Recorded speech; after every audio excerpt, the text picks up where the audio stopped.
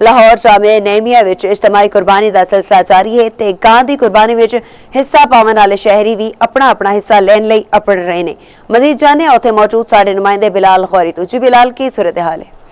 जामिया निमिया मस्जिद के वेड़े च मौजूद हाँ जिथे इज्तमाही कुर्बानियां का सिलसिला शुरू हुए। लोग अपना इज्तमाही कुर्बानी से जो हिस्सा पाया सी वो हिस्से का गोश्त लैन आए ने और टोकन इंतजामिया दिखा के अपने हिस्से का गोश्त लै रहे हैं।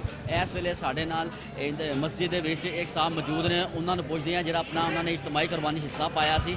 बड़ा मुतमईन होकर हिस्सा पाई दा और साडा कम अज़ कम 6-7 साल तो असीं हिस्सा पा रहे हैं ਇਹਦੇ पर इन्होंने पहले आके टोकन देना होंगे। जानवर पसंद करीदा है, जो जानवर असीं पसंद करने वो हिस्सा बन जाता है कि भी इन्ना हिस्सा होएगा और भावें तुसीं जिन्ने मर्जी वो हिस्से पा लो। तो मुतमईन है इस चीज़ तो कि कोई इस किस्म का कोई बलब नहीं गा।